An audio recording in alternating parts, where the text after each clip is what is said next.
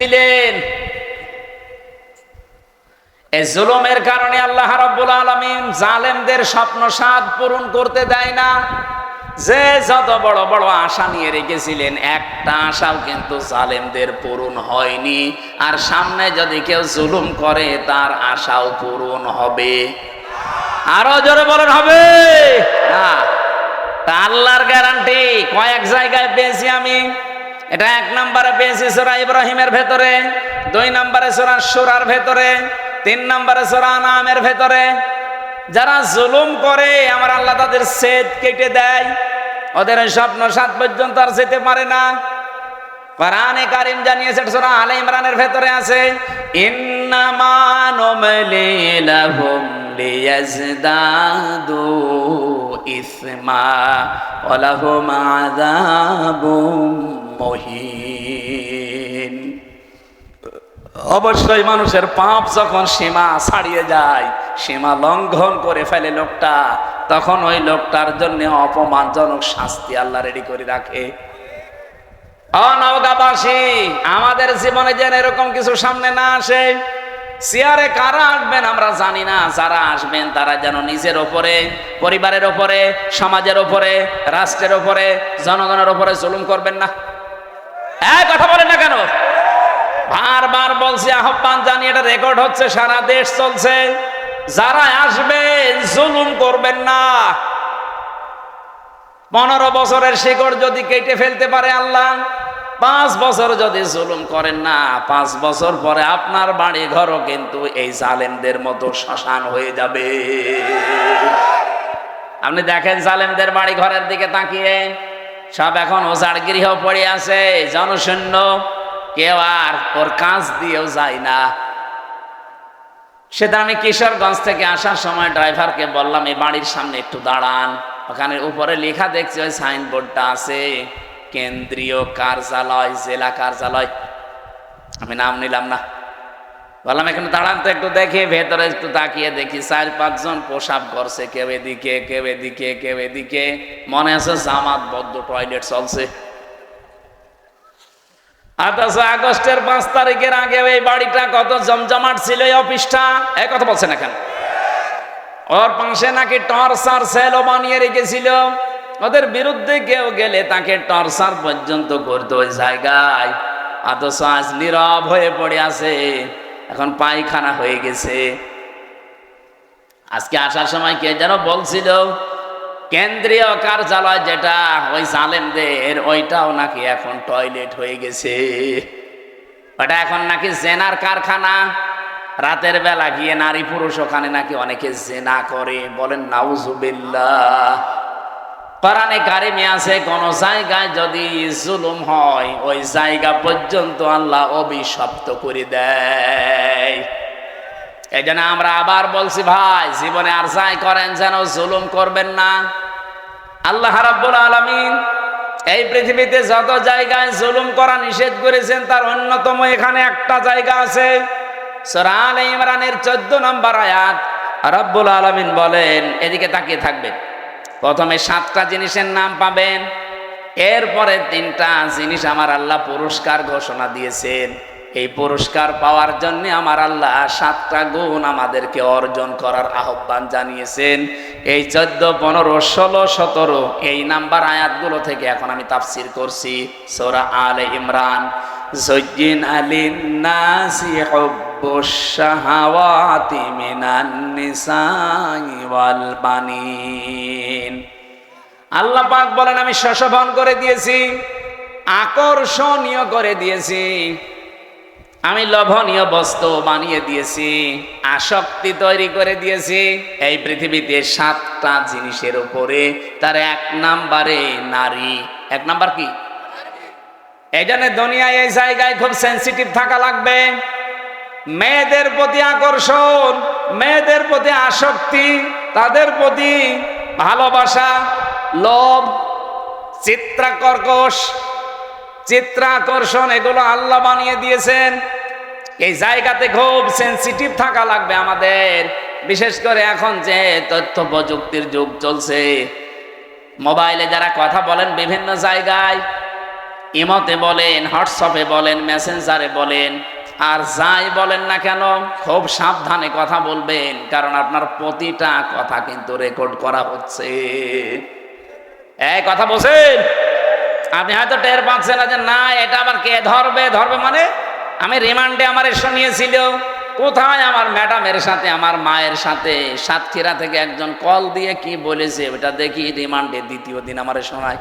কি গো, ওদের কাছে এমন উন্নত মেশিন ওরা ইসরায়েল থেকে নিয়ে এসেছিল, ওরা যারা ট্যাগ করে তারা একেবারে নাড়ি নক্ষত্র পর্যন্ত বের করে। আপনি একটা মিথ্যা কথা বলবেন, জীবনেও ছাড় পাবেন না, ও পরের দিন আবার ওটা দেখাবে। এই যে যারা পরকীয়া প্রেমী আছেন, নিজের স্ত্রী বাদ দিয়ে অন্যের সাথে যাদের লাইন আছে, আপনি দেখবেন যদি ব্রেকআপ হয়ে যায়, ওই মহিলা যদি ওইটা রেকর্ড করে রাখে, তারপরে আপনার দেশে চলাফেরা করা, সংসারে তখন অশান্তির শেষ থাকবে না। এরকম কোন লাইনে কেউ আছেন কিনা? যদি থাকেন একটু হাত তুলে দেখান, আল্লাহ আপনাকে দেখি। হ্যাঁ ছেলে, আহা ও আরাম লাগছে তো।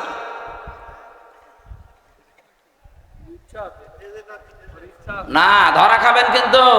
দেখলেন না টাকলা মোরাদ মাত্র 6 মিনিট 9 সেকেন্ডের অডিও কল, তাও ফাঁস হয়ে গেছে। ওর মন্ত্রিত্ব শেষ, ওর এমপিগিরি শেষ, দল থেকে বাদ। আর কি অপমান! অত 6 মিনিট 9 সেকেন্ড না, এরকম হাজার হাজার মিনিট আমাদের এখন রেকর্ড হয়ে আছে।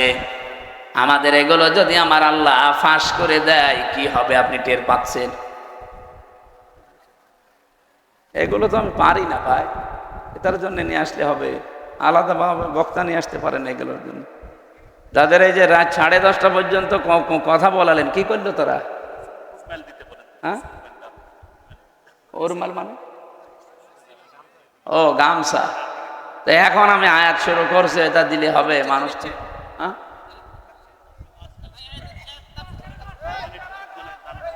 হ্যাঁ, যে ওই যে ওনারা যে লোকজন যাই গোপনে গোপনে আস্তে আস্তে দিয়ে দেবে।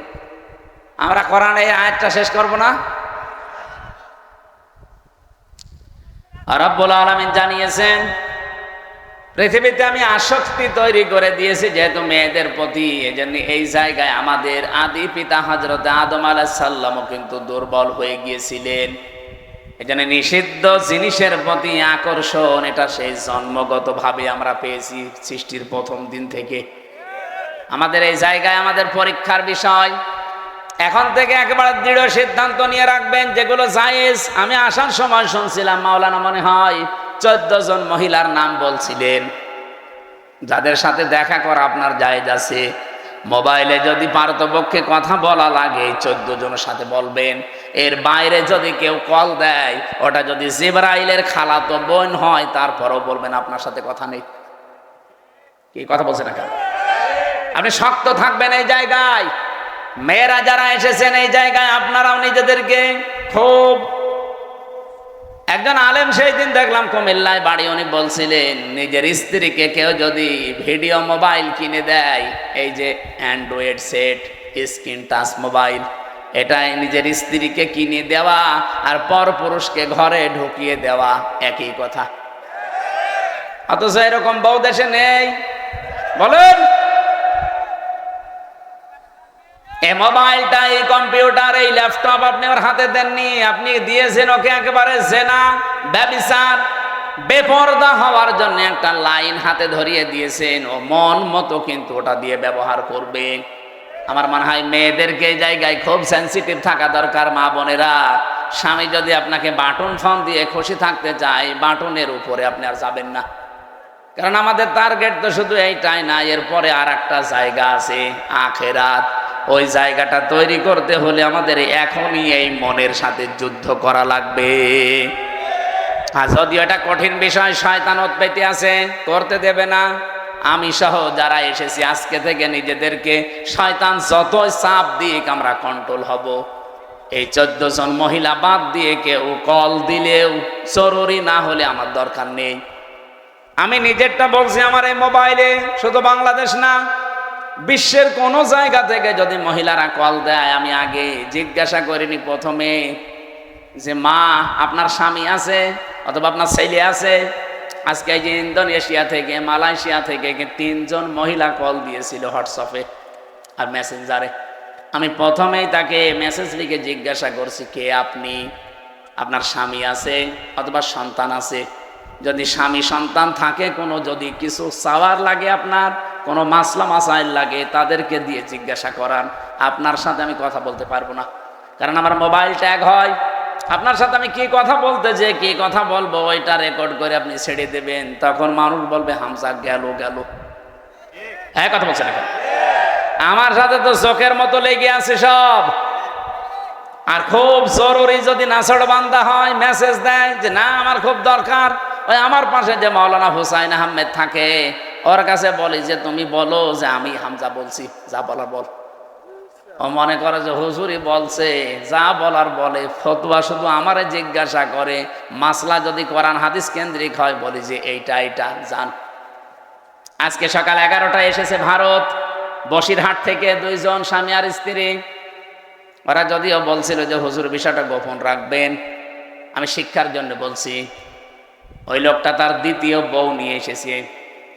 প্রথম বউটার কাছে অনুমতি নেয়নি, দ্বিতীয় বিয়ে করেছে গোপনে। 8 বছর বিয়ে করে একটা ছেলেও আছে 8 বছরের, 4 বছরের, মানে ছেলে সহ বিয়ে করেছে। 4 বছর বয়স ছিল ছেলেটা, আর 8 বছর বিয়ে করেছে। এখন বয়স হয়ে গেছে।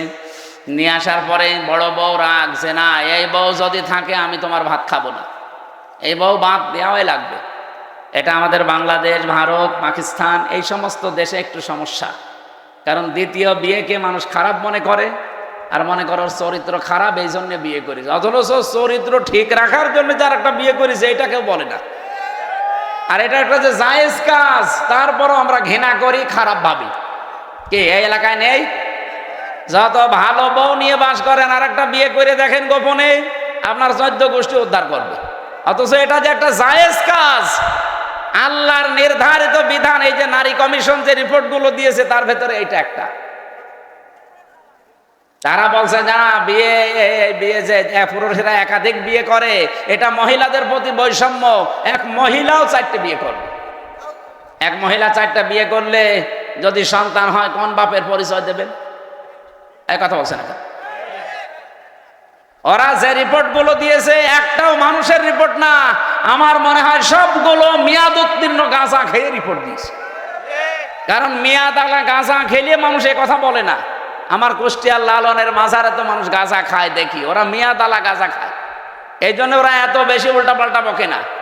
আর এই মহিলাগুলো সব মেয়াদ উত্তীর্ণ গাঁজা খেয়েছে, এই জন্য কোরআনে কারিমের উপরে হাত দিয়ে তারা ভুল ধরছে।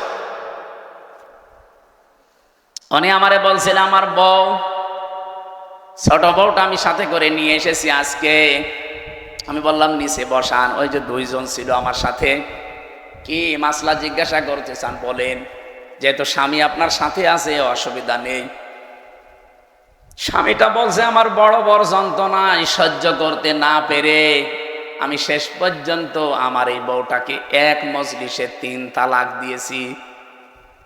কথা বুঝতেছে? এখন ফতোয়া দেন তো, আমি এই বউকে রাখবো না ছেড়ে দেব? আমি 2টা মত বললাম যে আমার দেশে আবু হানিফা রহমতুল্লাহ আলাইহির মত অনুযায়ী আমরা চলি বেশি, নাকি আমাদের এই উপমহাদেশে অধিকাংশ আমরা আবু হানিফার মত অনুযায়ী চলি বেশি। আমাদের মাযহাব অনুযায়ী নিয়ম হচ্ছে এক জায়গায় এক বৈঠকে 3 তালাক দিলে তালাক হয়ে যাবে। এখনো যে 3টা ইমাম আছে, অন্যান্য আরো আলেমদের মত আছে, সে মত আমি নিজেও মানি না, কিন্তু আমি ওই মতগুলো শ্রদ্ধা করি। এই জিনিসটা আমাদের নেই, এই জন্য ইসলাম আজ পিছিয়ে যাচ্ছে। আমি আলেমদেরকে বলছি, আপনি অন্যের একটা মত মানেন না ঠিক আছে, কিন্তু তার মত এটা শ্রদ্ধা করা লাগবে। ইমাম আবু হানিফা রহমতুল্লাহ আলাইহির সাথে অন্যান্য ইমামদের মত একেবারে পুরা উল্টা। ইমাম আবু হানিফা জানিয়েছে সূরা ফাতিহা যদি নামাজে কেউ পড়ে তার নামাজই হবে না। ইমাম শাফি বলছে, ইমাম শাফি রহমতুল্লাহ আলাইহি বলেন নামাজের ভেতরে যদি কেউ সূরা ফাতিহা না পড়ে তার নামাজই হবে না। এটা পুরা উল্টা না? বলেন বলেন। একজন বলছে হবেই না, আর একজন বলছে না পড়লে হবে না। পুরা উল্টা। কিন্তু তারা মতটা শ্রদ্ধা করত। কোনো দিন আপনি তাদের ভেতরে কোনো বিদ্বেষ, হিংসা, অহংকার, মানি না এ কথা ছিল না। উনি বলতো এটা আমার মত, মানলে মানেন, না হলে ওনার মতটা আমি শ্রদ্ধা করি কিন্তু আমি ওইটা মানি না। আমি আল্লাহর ওই বান্দা বসিরহাট থেকে যারা এসেছিল আজকে বললাম যে ভাই আপনি মুসলমান, আপনারা তো বিপদে আছেন ভারতে। বলছে হ্যাঁ খুব বিপদে আছি। আপনার এই বউটাকে এখন দুইটা মত আছে, আপনি সে মত অনুসরণ করে চলেন, ওইটা মেনে চলেন। আমাদের মাযহাব অনুযায়ী এই নিয়মটা যে আপনার বউ যেহেতু তালাক হয়ে গেছে অন্য আরেকজনের সাথে বিয়ে দেবেন, সে সংসার করার পরে ইচ্ছা করে ছেড়ে দেবে, তালাক দিয়ে দেবে, 3 মাস 10 দিন পরে আপনি তারপরে বিয়ে করে ফেলবেন, এইটা একটা নিয়ম। আর একটা মাযহাব আছে ওটা এক বৈঠকে বা 1 মাসের ভেতরে যদি 1001 কোটি 12 তালাক দেন তো 1 তালাক হবে। তাহলে ওইটা আর একটা মত, ওটা 3 মাসে 3 হায়েজে 3 তালাক দেওয়া লাগে। ওটা যদি আপনি ওই মত অনুসরণ করে চলেন আপনি ওইটাও মানতে পারেন। এখন ওনারে বলে দিয়েছে আমি 2টা মত, উনি যেটা মেনে যেই মাযহাব মেনে চলে চলুক, আমার অসুবিধা নেই, আমি তো ওইটা মানি না কিন্তু আমার শ্রদ্ধা করা লাগবে। আজ আমরা এই দেশে যারা বিভিন্নভাবে ইসলাম কায়েমের চেষ্টা করছি, এই যে যারা জামাত ইসলাম করে, তারা কথা শুনতে শুনতে 54 বছর পর্যন্ত আমরা দেখছি তাদের বিরুদ্ধে একটা মিথ্যা তহমত দেওয়া আছে যে এরা মওদুদীর অনুসরণ করে চলে। মওদুদী কি কোনো ফেকার ইমাম ছিলেন? বলেন বলেন। তো তাকে আমরা অনুসরণ করছি কি কোন বসে? তিনি দার্শনিক ছিলেন, তিনি রাষ্ট্র চিন্তা করতেন, রাষ্ট্র নিয়ে তিনি অর্থনীতি নিয়ে চিন্তা করতেন। এই যে ইসলামী ব্যাংকের যে থিওরি তিনি দিয়েছেন, সুদ মুক্ত ভাবেও যে ব্যাংকিং ব্যবস্থা চালানো যায়, এই যে জমি জায়গা যারা চাষ করে খান এখান থেকেও যে সুদ থেকে বাঁচা যায়। যারা এই যে 1 লাখ টাকা আমি এই ভাইরে দিলাম, 1 বিঘা জমি নিলাম, যতদিন আমি চাষ করে খাবো ততদিন জমি ফেরত দেওয়া লাগবে না, যখন টাকা ফেরত দেব তখন জমি ফেরত নিয়ে নেব। এটার নাম কি? এই যে বন্ধ, এটা জায়েজ আছে। অথচ এলাকায় বহু মানুষ মনে হয় আপনারা করেন না? না, এটা যদি জায়েজ করতেই হয় তাহলে কয়েকটা পদ্ধতি মানা লাগবে, নয়তো আপনার মায়ের সাথে জেনা করার গুনাহ হবে। যতদিন এই ভাইয়ের জমি আমি চাষ করে খাবো ততদিন এই যে সরকারকে টাকা দেওয়া লাগে খাজনা। 1 বিঘা জমিতে কয় টাকা ভাই? হ্যাঁ, 75 টাকা আমার মনে হয়, 250 হয়ে গেছে। আমি আর তো দেওয়া লাগে না, আমার বাপ দেয়, আমি জানিও না। যাই হোক, 250 যদি হয়, প্রতি বছরে বছরে এই সরকারের টাকাটা যে চাষ করে খাচ্ছে সে দেবে। আর যখন আমি ওনার টাকা ফেরত দেব, জমি নিয়ে নেব, তখন কমপক্ষে 1 লাখ যদি হয় তাহলে 8 থেকে 10 হাজার টাকা কম নেওয়া লাগবে। বলে হুজুর এটাই লস হয়ে যায়। হ্যাঁ ভাই, লস হোক লাভ হোক আপনার দেখার দরকার কি? লাভ লসের মালিক কি আপনি না আল্লাহ? তো উনি যখন বিধান দিচ্ছে দেখবে, উনি 1 লাখ গরু বিক্রি না করে বাজার থেকে চলে আসতেছে, ডাকাতে ধরেছে, বলছে বাবাজি আমারে ধরে করবেন কি? আমি গরু বিক্রি করতে পারিনি, বেশি দাম হয়নি, এই জন্য। মুখের ওপরে 2 থাপ্পড় দিয়ে বলছে বেটা বেয়াদব, বিক্রি করলি না মানে টাকা তো নেব আমরা, দাম কম হোক বেশি হোক তোর দরকার কি? লাভ লসের মালিক কি আপনি? কে? উনি যে নিয়মটা দিচ্ছে এইটা মানে আশা করছে এখন থেকে এই সিস্টেম মেনে চলবেন। আর একটা নিয়ম আছে, এই যে খেয়ে দেয়ে শোধ, জমি দিলাম, এটা কি বলে? কন্ট্রাক্ট, এটা জায়েজ আছে। আর একটা নিয়ম আছে 3 নাম্বার, আমি ওনারে 1 বিঘা জমি দিলাম, প্রতি বছরে বছরে উনি 2 মণ ধান বা 10,000 টাকা আমারে দিয়ে দেবে 1 বছরে, এটা জায়েজ আছে। কারণ 1 বছরে 1 বিঘা জমি থেকে অন্তত 10,000 টাকা উপায় করা কোনো ব্যাপার না। এই এলাকায় তো আরো বেশি হওয়ার কথা, 3-4 বার লস হয়। ও, জিনিসপত্রের দাম কমে গেছে এই জন্য, তাহলে টাকাও কমিয়ে নেবেন। যদি দাম কমে যায় এভাবে তাহলে টাকাও কমিয়ে দেবেন। আমার ভাইরা, আমি যে কথা বোঝাচ্ছিলাম, সাইয়্যিদ আবুল আলা মওদুদী রহমাতুল্লাহ আলাইহি, ওনার কাছ থেকে একটা থিওরি হয়তো জামাত ইসলাম নিয়েছে যে রাষ্ট্রে গণতান্ত্রিক পদ্ধতিতেও ইসলাম কায়েম করা যায়। পদ্ধতিটা ভুল হতে পারে, সেখান থেকে একটা জিনিস শুধু ওনারা নিয়েছে, অন্যান্য যারা ইসলামী দলে আছে প্রত্যেকে এক একজনের কাছে থিওরিগুলো তারা নিয়েছে। যে আমাদের সবার মূল তো এক থাকা দরকার যে আমি অন্যের মত মানি না, কিন্তু তার মতটাকে শ্রদ্ধা করা লাগবে। এই জিনিস যতদিন বাংলাদেশের মানুষের ভেতরে না আসবে এই দেশে দিন কায়েম হওয়া সম্ভব না। এই ছোটখাটো বিষয় নিয়ে মত পার্থক্য তৈরি হয়ে যাবে। এই জন্যে মানুষ যে এক জায়গায় হবে কি নিয়ে কি দিয়ে, সেই কথা সূরা আলে ইমরানের 64 নম্বর আয়াতে আল্লাহ ঘোষণা দিয়েছে, কুল তাআলাউ কুল ইয়া আহলাল কিতাবি তাআলাউ ইলা কালিমাতিন সাওয়াইন বাইনানা ওয়া বাইনাকুম আল্লা না'বুদা ইল্লাল্লাহ। আমার ওইদিকে বিষয় না, আমি একটা টাচ দিলাম। মেয়েদেরকে আল্লাহ যেহেতু আকর্ষণীয় করে বানিয়েছে, লোভনীয়, এর প্রতি একটা আসক্তি বানিয়ে দিয়েছে, এই জন্য আমাদের এই জায়গায় খুব সেন্সিটিভ থাকা লাগবে, সতর্ক থাকা লাগবে এদের বিষয়ে। মেয়ে লোককে আমার আল্লাহ পরীক্ষার সবচাইতে বড় বস্তু বানিয়েছে। শয়তান এদেরকে জাল হিসাবে ব্যবহার করে রাস্তায় নিয়ে আসে। এই জন্য মেয়ে লোক যখন বাড়ি থেকে বাইরে আসবে, সাজগোজ করে পারফিউম দিয়ে সেন্ট মেখে বাইরে আসা মেয়ে লোকের জন্য জায়েজ নেই, হারাম। বলেন নাউজুবিল্লাহ। সম্মানিত মা বোনেরা, আপনার সাজগোজ, সেন্ট, পারফিউম এগুলো ব্যবহার করার জন্য আপনার উপযুক্ত জায়গা আপনার স্বামীর বেড। এই বিছানা শুধু বাইরে আপনি এগুলো করতে পারবেন না, যেহেতু আপনাকে শয়তানের জাল হিসাবে শয়তান ব্যবহার করবে। নবীজি জানিয়েছেন আমরা আজকে থেকে সতর্ক হয়ে যাব এই জায়গা থেকে, যে আমরা কোনো দিন যেন নিজের মেয়েকে, বউকে, নিজের ফুফুকে, মাকে, শাশুড়িকে, খালাকে বেপরদা করে রাস্তাঘাটে ছেড়ে না দেয়। আয়াতের তাফসিরে লিখেছে একজন মহিলা যদি বেপরদায় চলার কারণে জাহান্নামী হয়ে যায়, কমপক্ষে 4 জন পুরুষ সাথে করে নিয়ে যাবে। বলেন নাউজুবিল্লাহ। 1 নম্বরে তার বাবাকে ধরবে, বলবে গার্জিয়ান ছিলে তুমি আমাকে কন্ট্রোল করোনি। 2 নম্বরে তার বড় ভাইকে ধরবে। 3 নম্বরে তার ছেলে বড় স্বামীকে ধরবে। 4 নম্বরে তার বড় ছেলেকে ধরবে। নওগাঁবাসী একটু নিজের দিকে তাকিয়ে বলেন, হয় আপনি কারো বাবা হবেন, নাই কারো বড় ভাই হবেন, নাই কারো স্বামী হবেন, নাই কারো ছেলে হবেন। পর্দার এই বিষয়টা যদি হাসিয়ে খেলিয়ে যদি উড়িয়ে দেন যে আর কি, এতটুকু কি না, এটার জন্য যদি ওই মহিলা দাজ্জুস হয়ে জাহান্নামে যায়, 4 জন নিয়ে গেলে আমরা যে কোনো একজনের ভেতরে পড়ে যাচ্ছি।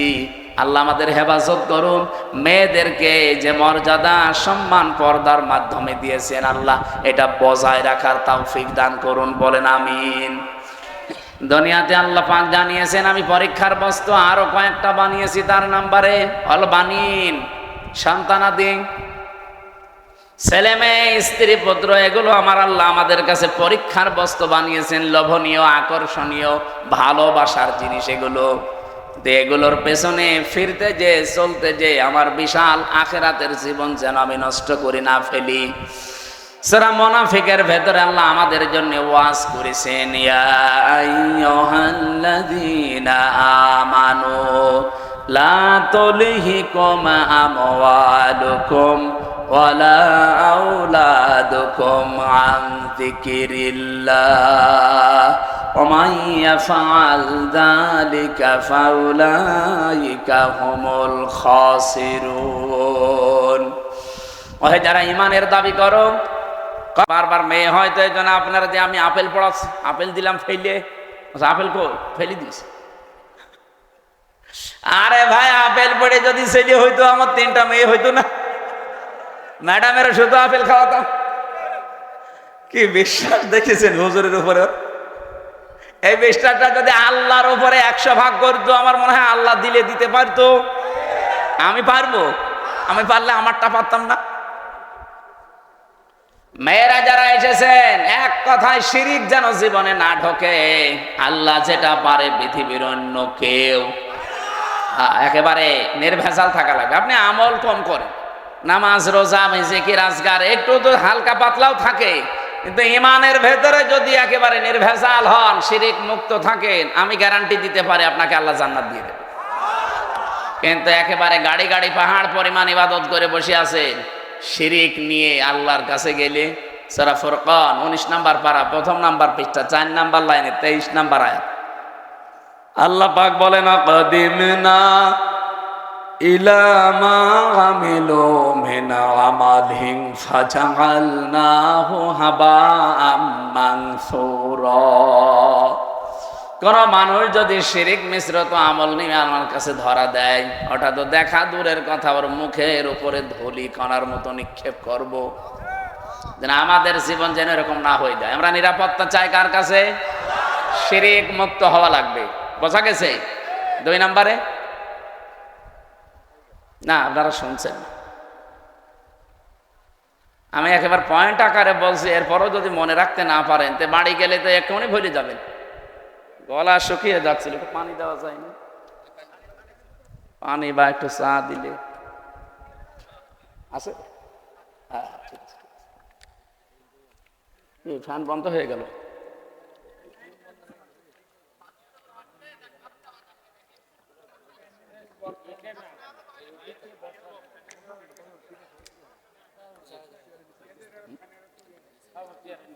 এটা দেবে?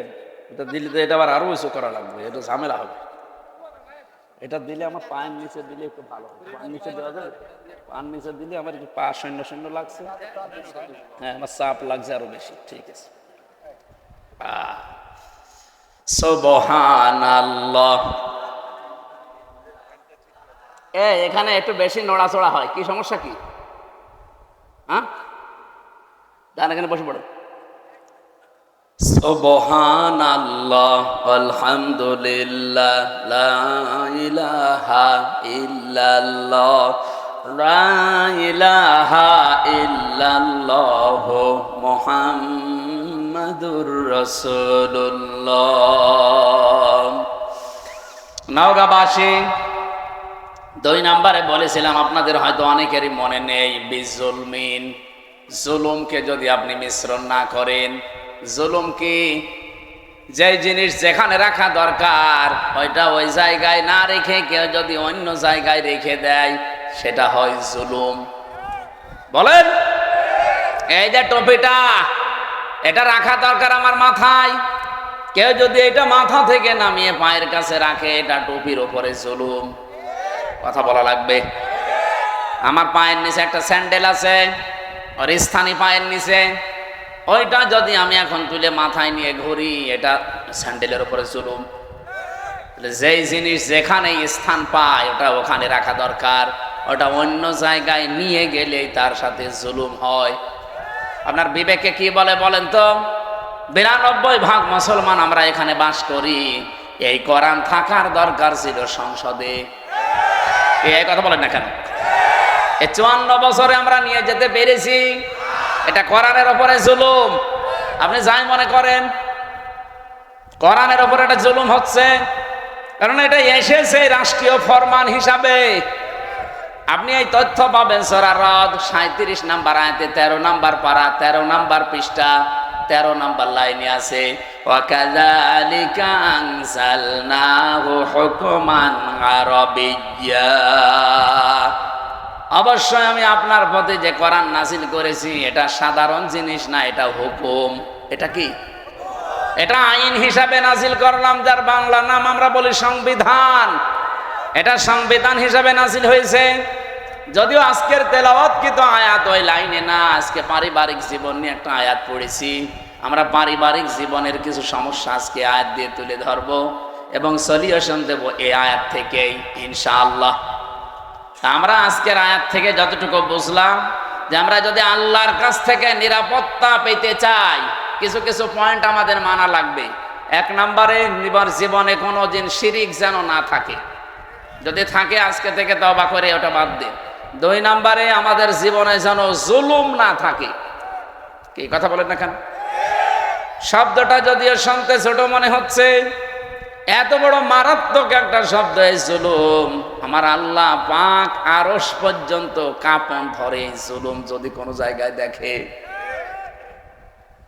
পরা কোরআন শরীফে সূরা শূরা 25 নম্বর পারা, 6 নম্বর পৃষ্ঠা, 13 নম্বর লাইনের 42 নম্বর আয়াত একটু পড়বেন। আমি পড়লেই আমার শরীরে কেমন যেন কম্পন ধরে। ইন্নামাস সাবিলু আলাল্লাযীনা ইয়াজলিমুনান নাস। আল্লাহ পাক বলেন আমি নিজে মামলা দেব, নিজে অভিযোগ দায়ের করব, নিজে কেস করব তাদের বিরুদ্ধে যারা মানুষ হয়ে মানুষের উপরে জুলুম করে। যারা ভিকটিম আছেন এখানে বলেন তো আয়াত অনুযায়ী বাংলাদেশে 15.5 বছরে আমরা অনেকেই বসে আছি যারা মানুষ হয়ে মানুষের উপরে জুলুম করেছে। এক কথা বলেন না কেন? বিনা কারণে বহু মানুষ এই দেশে জুলুমের শিকার হয়েছে। এখনো পর্যন্ত একজন বিনা কারণে জেল খাটতেছে, আজহার। আপনাদের পাশের বিভাগ রংপুরের মানুষ এটিএম আজহারুল ইসলাম। আমার তো বারবার বলতে ইচ্ছে হয় এই 15.5 বছরে যত রাজনৈতিক মামলা হাসিনার দলের লোক দিয়েছে সবগুলো বেকসুর খালাস দেওয়া দরকার। ম্যাডামকে যেভাবে খালাস দিয়েছেন, না একটু তাড়াতাড়ি কর।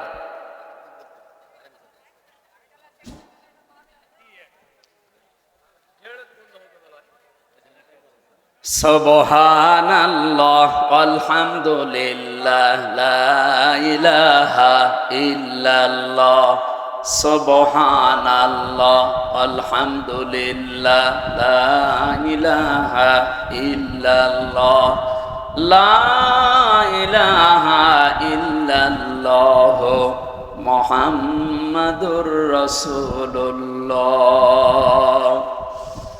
আমার ভাইরা, আমি চাই ম্যাডামকে 6 বছর না, ওনার তো একদিনও জেলে রাখা জুলুম হয়েছে। কারণ ওনার যে মামলা দিয়েছিলেন পুরাটা বানোয়াট। আপনি এতিমের মাল আত্মসাৎ করা এই মামলা দিয়েছেন যেই টাকার জন্যে, ওই টাকা আরো 7 গুণ বৃদ্ধি হয়েছে। ওনারে আরো পুরস্কার দেওয়ার দরকার ছিল। কিন্তু যারা টাকা পাচার করেছে তাদের এখন আপনি কি করবেন বলেন? এই যে দরবেশ, ওর মাথা চুল থেকে পা পর্যন্ত পুরা সাদা, আমার মনে হয় ভেতরে বাইরে সবই সাদা। এক কথা বলছেন কেন? 36,000 কোটি টাকা চুরি করিস 7টা ব্যাংক থেকে। জীবনে আপনি কোনোদিন যদি গণনা করতে দেওয়া হয় আপনার হাত ব্যথা হয়ে যাবে, এক জীবনে গুণেও শেষ করতে পারবেন না। 36 কোটি টাকা না, 36,000 কোটি টাকা।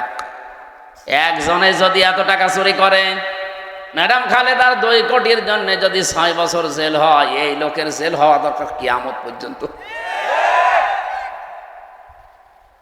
আর হাসিনার ছোট বোন এ আল্লাহর ওলি, এরপর পারমাণবিক কেন্দ্র থেকে 76,000 কোটি টাকা শুধু একজন নিয়েছে, আর বাকিগুলো তো বাদই দিলাম। এ দেশটা যেভাবে ফোকলা করে ফেলেছেন, শান্তিতে তো নেই। এই যে বাইরে কয়েকদিন আগে সিঙ্গাপুরে ছিলাম, মালয়েশিয়া ছিলাম, এই শয়তানরা সব এখন যে সমস্ত দেশে থাকে ওখানে বানিয়েছে সাহেব পাড়া, কিন্তু থাকতে পারে না, থাকে সব হোটেলে। মালয়েশিয়া যে হোটেলে উঠলাম, সিঙ্গাপুরে যে হোটেলে উঠলাম, নিচে নেমে দেখি 2 জন চা খাচ্ছে। কি গো হুজুর, আমরা আগেই পালিয়েছি। পালালেন কেন? আপনার না 620টা বাড়ি, ওই যে চট্টগ্রামের ওইটার ভূমি মন্ত্রী ছিল, 620টা বাড়ি বানিয়েছে শয়তান। একটা বাড়িতেও থাকতে পারে না, এখন থাকে হোটেলে, তাও চুরি করে। হুজুর দোয়া করবেন, তখন দোয়া বের হয়। আর ভালো লোকের কাছে দোয়া চেয়েছে। আমার মনে হয় এই 9 মাস যদি থাকতো আরো 200 বাড়ি বানাইতো। এক কথা বলেন না কেন? সব দর বাবার টাকায় বানাইতো। বলেন বলেন। এই জুলুম যা করেছেন, জুলুমের এখন আল্লাহ নিজে শোধ নিচ্ছেন আপনাদের উপরে। আলা তাহসাবান্নাল্লাহা গাফিলান আম্মা ইয়ামালুজ জালিমুন। সূরা ইব্রাহিমের 42 নম্বর আয়াতের প্রথম অংশে আছে 13 নম্বর পারা, 19 নম্বর পৃষ্ঠা, 12 নম্বর লাইনে আছে। আল্লাহ পাক বলেন, হে নবী, আপনি কি মনে করেন যে আমি জালেমদের কোনো খবর রাখি না? কে বলেছে? যে যেখানে যাররা পরিমাণ জুলুম করে, দুনিয়ার কোনো কিছু খেয়াল না থাকলে আমার ওইটা খেয়াল থাকে। আমি আমার একেবারে নজরে রাখি। জুলুমটা দেখলে আমি আল্লাহ নিজে, কারণ মাজলুমের বরদুয়ার আমার মাঝে কোনো পর্দা নেই, হিসাব নেই, ও শুধু বলতে দেরি, পৌঁছাতে দেরি হয় না। হাদিসে কুদসি এটা, ইত্তাকি দাওয়াতাল মাজলুম ফাইন্নাহা লাইসা বাইনাহু ওয়া বাইনাল্লাহি হিজাব। হে পৃথিবীর মানুষেরা, মজলুমের বরদোয়া থেকে বেঁচে থাকবা, কারণ মাজলুমের বরদোয়া আর আল্লাহর ভেতরে কোনো হিজাব পর্দা থাকে না।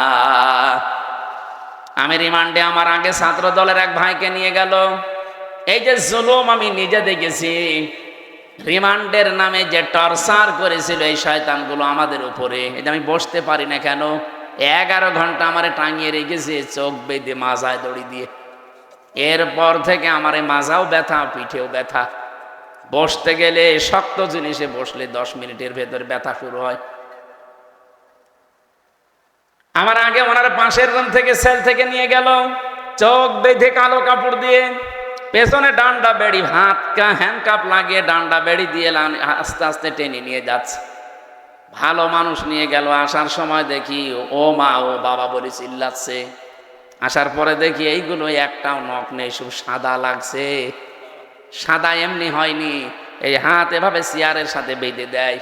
আমারে দেখিয়েছিল ওই যে নখ যেগুলো দিয়ে তোলে, আমারে বলছে হুজুর আমরা এটা দিয়ে নখ তুলি। হাতের সাথে ক্লিপ লাগিয়ে দেয়, গলার সাথে একটা বেল্ট লাগিয়ে দেয় চেয়ারে, আপনি নড়তে পারবেন না, শুধু একটা মাত্র টিপ দেবে, 1 মিনিটে আপনি 120 বার ঘুরবেন। এমন সিস্টেম করা আছে, ওই মেশিনটা শুধু হাতে আর পায়ের সাথে লাগাবে। এগুলো জেলা থানা শহরে না, এগুলো পাওয়া যায় বিভাগীয় শহরে, এবং বিশেষ করে কাউন্টার টেররিজমে।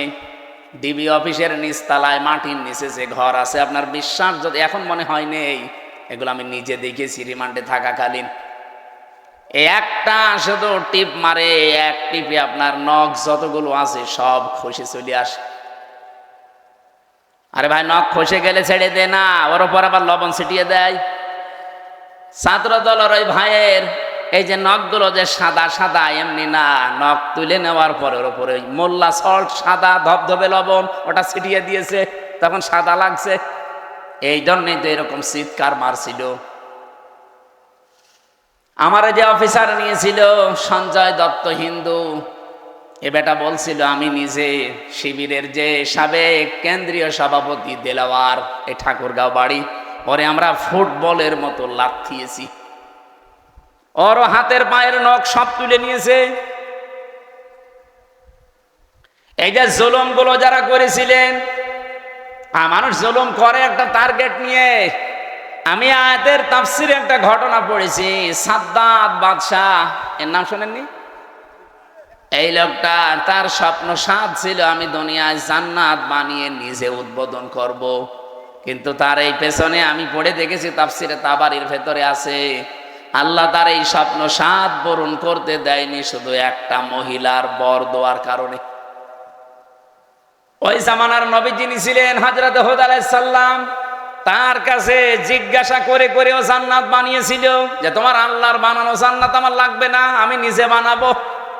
এখান থেকে একটা শিক্ষা আমি নিয়ে এসেছি, ভালো করে খেয়াল করবেন।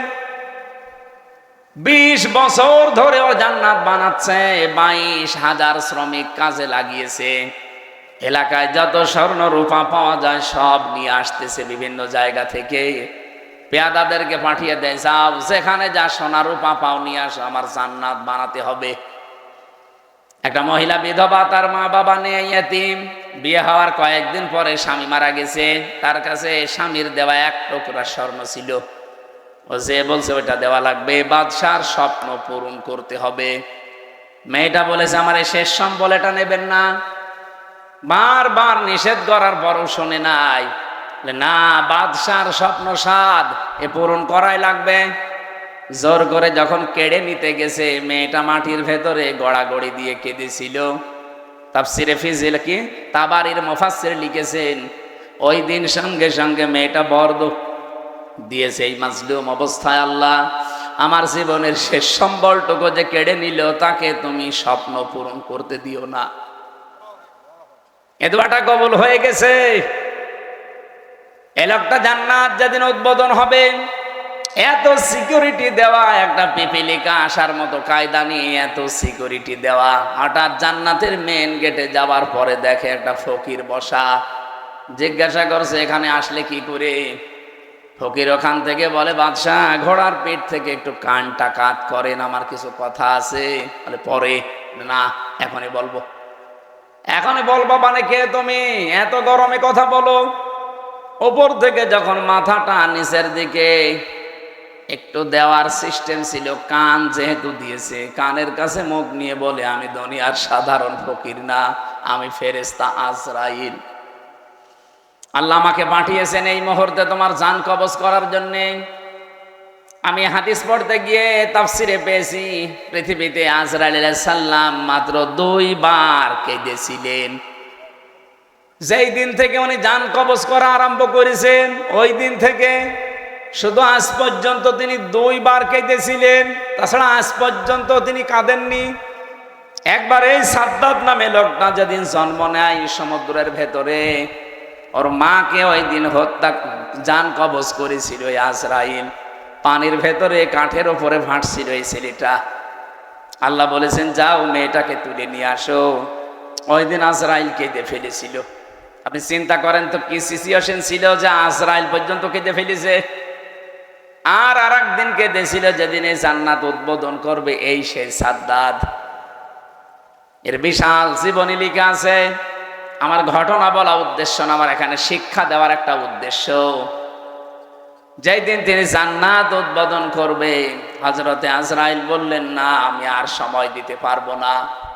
ও শেষ পর্যায়ে এটাও বলেছিল, ফেরেশতা আমাকে এতটুকু সময় দাও, আমি শুধু জান্নাতটা উদ্বোধন করে একটা চক্কর দিয়ে এসে আমার জানটা তুমি নিয়ে নিও। ফেরেশতা বলেছে, না, আল্লাহর আদেশ, তোমাকে জান্নাত উদ্বোধন করতে দেওয়া হবে না। ইদা জালুহুম লা ইস্তাখিরুনা সাআতাও ওয়ালা ইস্তাকদিমুন। আপনারা সুবহানাল্লাহ বলেন, আলহামদুলিল্লাহ বলেন, আল্লাহু আকবার বলেন, যাই বলেন। এই ঘটনাটা কিন্তু একটা ঐতিহাসিক একটা ঘটনা, কিন্তু এর পেছনে যে দলিলগুলো আছে খুব শক্ত না। আমি শিক্ষার জন্য শুধু বলছি। এদিকে থাকা, ও জান্নাতের গেট, মেন গেটে দাঁড়িয়ে ভেতরে যাবার জন্য ঘোড়ার পিঠ থেকে জোর করে হলেও তিনি লাফ দিয়েছিলেন, কিন্তু পারেন নাই। জান্নাতের চৌকাঠ স্পর্শ করার আগেই ঘোড়ার পিঠ থেকে বাইরে পড়ে গেছে। মুফাসসির বলেন, কেন সে জান্নাতের চৌকাঠ পর্যন্ত স্পর্শ করতে পারলো না জানো? কারণ ওই যে বিধবা একটা এতিম মেয়ের বরদোয়া ছিল। আপনি বলেন তো এখান থেকে কি পেলেন? এত বড় বিশাল শক্তিশালী বাদশাহ তার স্বপ্ন পূরণ করার জন্য কি করেছে আপনি বলেন? 22,000 শ্রমিক কাজে লাগিয়েছে, 20 বছর একাধারে শ্রম দিয়ে বানিয়েছে, মনের মতো করে সাজিয়েছে।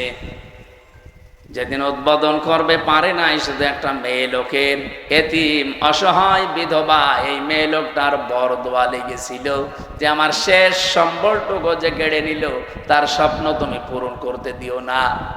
আপনি রাগ করলাম, এবার বলবো 15.5 বছর যারাই ছিল এরাও তো বিভিন্ন স্বপ্ন নিয়েছিল।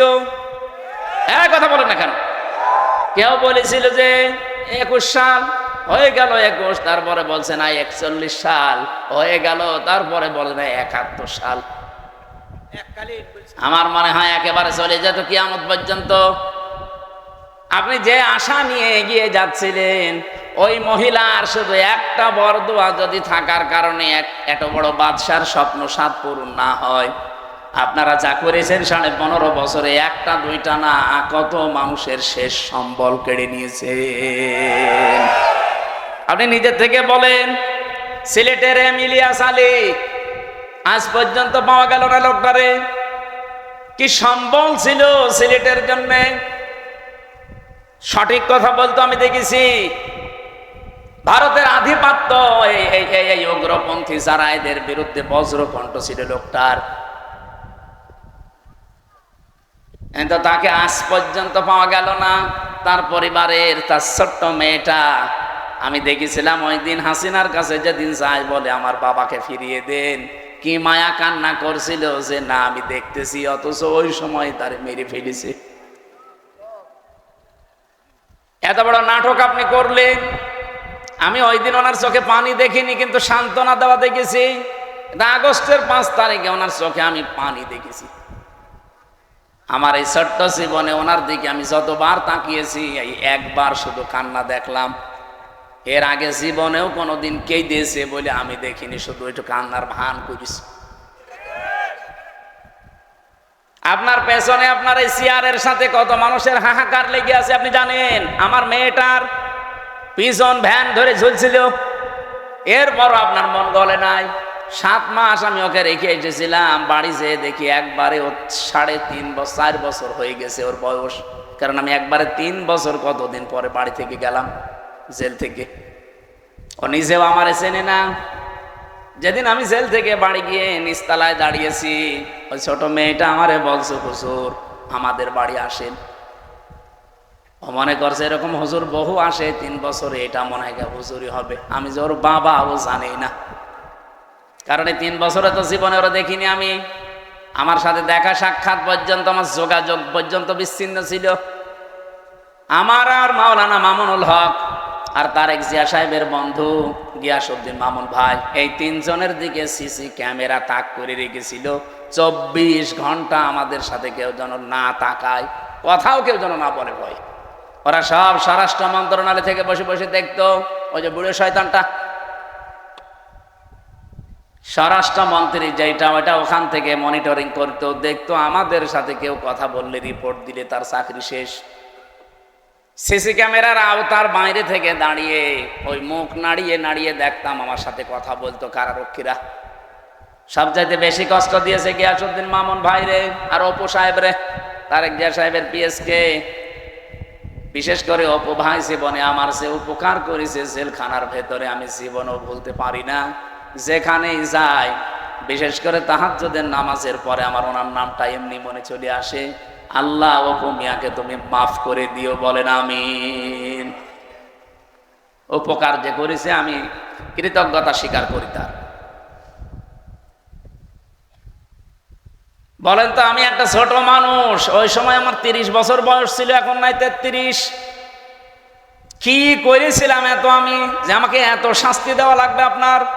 3টা বছর আমি জানি না যে বাইরে কেউ বেঁচে আছে না মরে গেছে। পরে বের হয়ে শুনছি আমার দাদা মরে গেছে, আমার আপন দাদা, যে আমাকে মাদ্রাসায় পড়িয়েছিল। আমি শুনলাম আমার চাচাতো এক ভাই ছিল, সে মরে গেছে।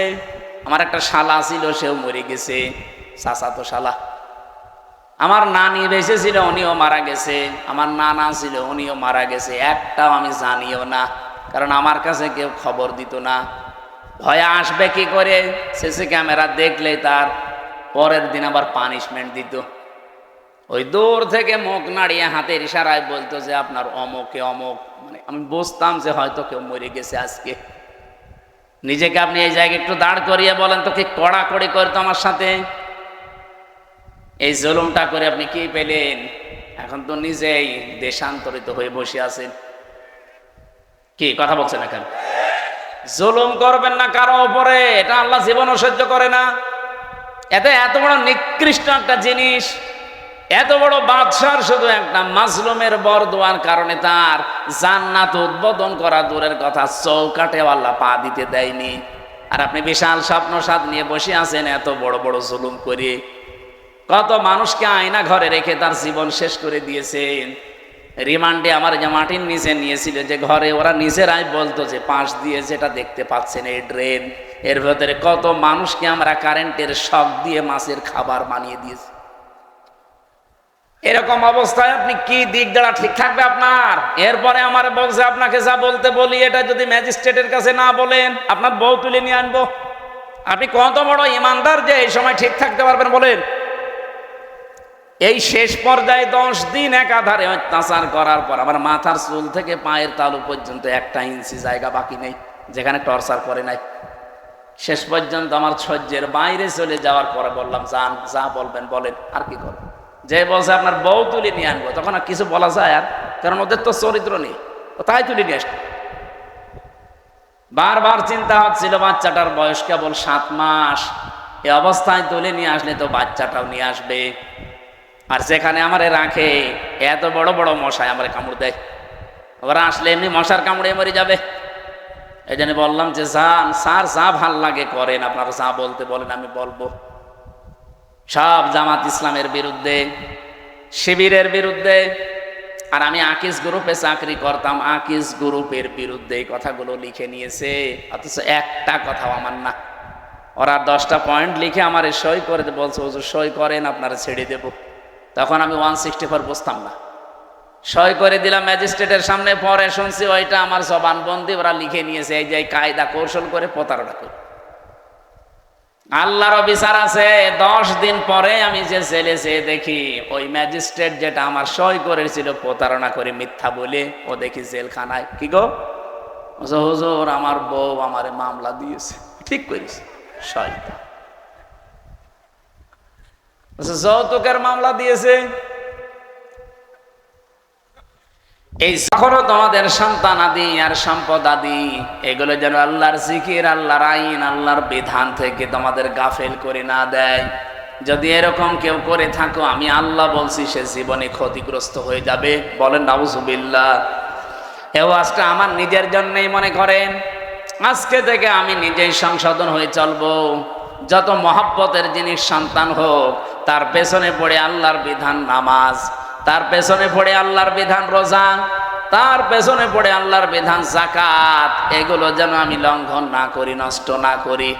আল্লাহ আমাকে নিজে এবং যারা এখানে শুনছি প্রত্যেককে আমল করার তৌফিক দেন। বলেন আমিন। এরপরে আল্লাহ কোরআনে দিয়েছেন আল কানাতিরিল মুকান্তরাতি মিনাস যাহাবি ওয়াল ফিদ্দাতি ওয়াল খাইলিল মুসাওয়ামাতি ওয়াল আনআমি ওয়াল হারস। এই পৃথিবীতে পঞ্জীবিত সোনা, পঞ্জীবিত রূপা, ব্যবসার মাল এবং ভালো ভালো বাড়ি গাড়ি, শস্য ক্ষেত, এগুলোর প্রতি মহব্বত, ভালোবাসা, আকর্ষণ, আসক্তি আমি আল্লাহ তৈরি করে দিয়েছি। কিন্তু দুনিয়ায় সব এগুলো ভোগের বস্তু। যালিকা মাতাউল হায়াতিদ দুনিয়া আল্লাহু ইনদাহু হুসনুল মাব। আমি আল্লাহর কাছে উত্তম কিছু আছে যেগুলোর খবর এখনো তোমরা জানো না। সে কথাটা জানাতে আল্লাহ এখানে 3টা বৈশিষ্ট্যের কথা আমাদের জানিয়েছেন। قل أنبئكم بخير من ذلكم للذين اتقوا عند ربهم جنات تجري من تحتها الأنهار خالدين فيها وأزواج مطهرة ورضوان من الله والله بصير বিল ইবাদ। নবী আপনি বলুন, আমি কি তোমাদেরকে এমন উত্তম কিছু বিষয়াদি জানাবো, সেগুলো কি যারা তাকওয়া অবলম্বন করে আল্লাহকে না দেখে ভয় করে চলার নীতি, এগুলো নিয়ে দুনিয়ার জীবন চালাতে থাকবে। চোখ বন্ধ হয়ে গেলে এদের রবের কাছে বাগান তৈরি করা আছে, যার তলদেশ দিয়ে নদী আর নহর প্রবাহমান, চিরকাল সেখানে থাকবে, কেউ তাকে বের করে দেবে না। ওয়াজওয়াজুম মুতাহহারা, পবিত্র স্ত্রী আল্লাহ তাদের জন্য সেখানে রেডি করে রেখেছেন। রিদওয়ানুম মিনাল্লাহ, সবচাইতে বড় বিষয় আল্লাহ নিজে তাদের উপরে সব সময় খুশি থাকবেন। বলেন সুবহানাল্লাহ। আল্লাহু বাসীরুম বিল ইবাদ। আল্লাহ পাক বলেন আমার বান্দাদের প্রতি আমি খুব সূক্ষ্ম দৃষ্টি রেখে চলি।